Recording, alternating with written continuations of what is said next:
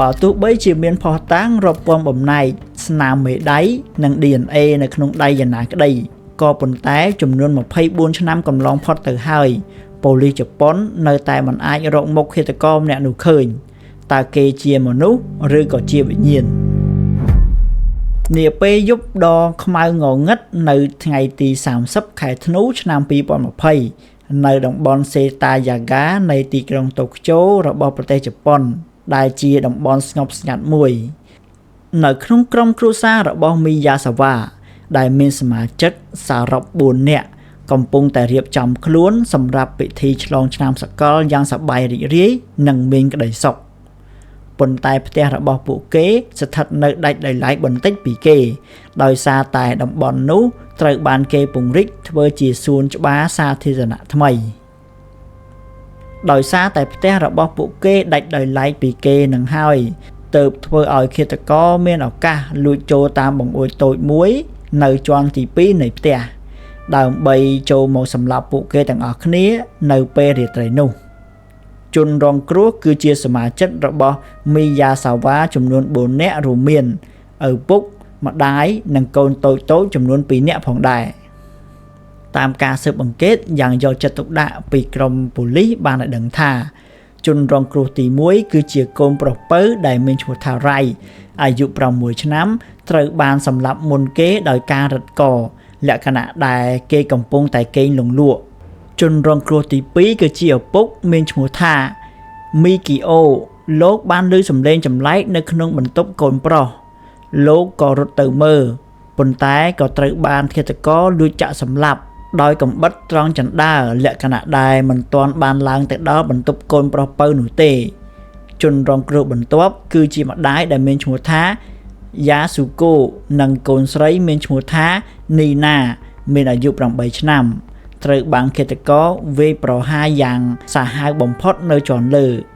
បើទោះបីជាពួកគេព្យាយាមរត់គេចក៏ដោយក៏ត្រូវបានឃាតករដេញចាក់សម្លាប់រហូតដល់បាត់បង់ជីវិតទាំង2នាក់ផងដែរ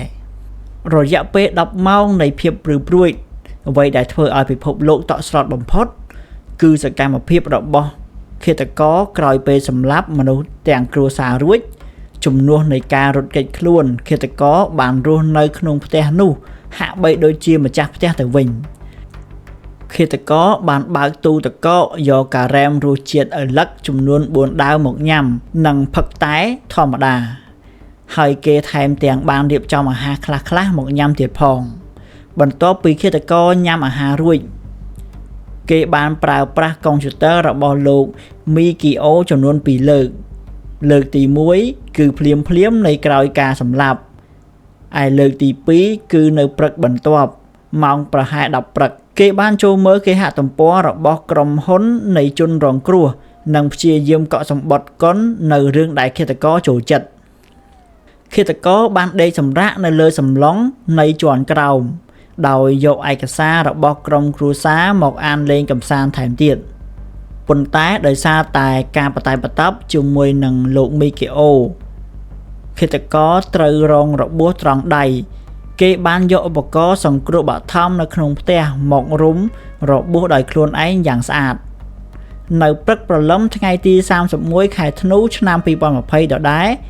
ម្ដាយរបស់អ្នកស្រីយ៉ាស៊ូកូដែលជាប្រពន្ធដែលរស់នៅផ្ទះនៅមិនឆ្ងាយពីគ្នានោះបានព្យាយាមទូរស័ព្ទតែគ្មានអ្នកណាលើកលោកយាយក៏បានដើរមកបើកទ្វារផ្ទះហើយក៏ជួបនៅទស្សនភាពដ៏រំភើបនៃសាកសពកូននិងចៅរបស់គាត់តែម្ដងភ្លាមនោះទាហានបានបើកការស៊ើបអង្កេតនិងធ្វើកោសល្យវិច័យបានឲ្យដឹងថាឃាតករទើបតែចាក់ចេញមុនពេលដែលលោកយាយមកដល់បន្តិចតែប៉ុណ្ណោះដោយយោងតាមភស្តុតាងដ៏ច្រើនលើសលប់ប៉ូលីសបានរកឃើញភស្តុតាងជាច្រើនមិនធ្លាប់មានក្នុងនោះមានសម្លៀកបំពាក់ឃាតករបានទុកអាវយឺតកន្សែងបង្គកកាបូបស្ពាយនិងមួកតាមរយៈឈាមនិងស្នាមមេដៃប៉ូលីសបានឲ្យដឹងថាឃាតករមានកម្ពស់ប្រហែល1.7 ម៉ែត្រនិងមាន DNA លាយរវាងជនជាតិអាស៊ីនិងជនជាតិអឺរ៉ុបម្ដាយអាចជាជនជាតិអឺរ៉ុបខាងត្បូងឬតំបន់ជិតនោះហើយតាមរយៈស្នាមស្បែកជើងដែលជាម៉ាល្បីនៅប្រទេសកូរ៉េខាងត្បូងប៉ុន្តែមិនសូវមានអ្នកលក់នៅប្រទេសជប៉ុនឡើយ បើយោងតាម DNA និងភស្តុតាងរាប់ពាន់បំណែកក៏ប៉ូលីសនៅតែមិនអាចរកឃើញនៅមនុស្សដែលមាន DNA ដូចគ្នានៅក្នុងប្រព័ន្ធទិន្នន័យរបស់ប្រទេសជប៉ុនឡើយគេសង្ស័យថាឃាតករជាជនជាតិបរទេសឬក៏ជាមនុស្សដែលមិនធ្លាប់មានប្រវត្តិកំហុសទាល់តែសោះបើទោះជាមានភស្តុតាងច្រើនប៉ុន្តែអត្តសញ្ញាណរបស់ឃាតករនៅតែមិនអាចកំណត់បានប៉ូលីសជប៉ុនបានធ្វើការស៊ើបអង្កេតរឿងនេះអស់រយៈពេល20ឆ្នាំនិងចាប់ជនសង្ស័យដែលមាន DNA ប្រហាក់ប្រហែលនឹងឃាតករអស់ជាច្រើនអ្នកមកស្រាវជ្រាវក៏នៅតែមិនអាចរកមុខឃាតករបានឡើយ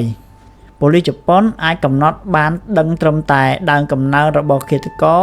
គឺជាជនបរទេសមិនមែនជាជនជាតិជប៉ុនសុទ្ធនោះទេហើយពួកគេក៏មិនដឹងច្បាស់នៃមូលហេតុថាករណីនេះគឺជាករណីប្លន់ឬក៏ជាករណីសងសឹកផ្ទាល់ខ្លួននោះទេករណីនេះនៅតែជារឿងក្តីដ៏អាថ៌កំបាំងរបស់ប្រទេសជប៉ុនរាជរដ្ឋាភិបាលជប៉ុននិងគ្រួសារជនរងគ្រោះនៅតែទទូចសុំជំនួយពីសាធារណជន24ឆ្នាំកន្លងផុតទៅផ្ទះដែលកើតហេតុនៅតែជាកន្លែងរក្សាទុកនិងរងចាំយុត្តិធម៌ជានិច្ចសំណួរសួរថាកៅឃាតករនោះជាអ្នកណាហេតុអ្វីបានជាគេធ្វើបែបនេះ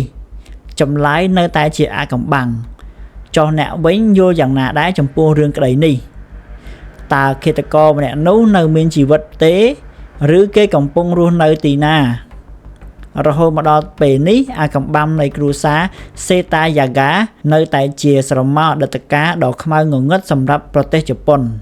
តើអ្នកទាំងអស់គ្នាជឿទេថាឃាតករម្នាក់នេះនៅតែដើរហើរដោយសេរីនៅក្នុងសង្គមរាល់ថ្ងៃឬមួយគេបានបាត់បង់ជីវិតទៅហើយបើអ្នកទាំងអស់គ្នាចូលចិត្តរឿងក្តីពិតដែលព្រឺព្រួយបែបនេះសូមកុំភ្លេចចុច like និង subscribe ម្នាក់មួយផងដើម្បីកុំឲ្យរំលងរឿងក្តីអាថ៌កំបាំងក្រោយៗទៀតអរគុណសម្រាប់ការចូលរួមទស្សនាជួបគ្នានៅវីដេអូក្រោយ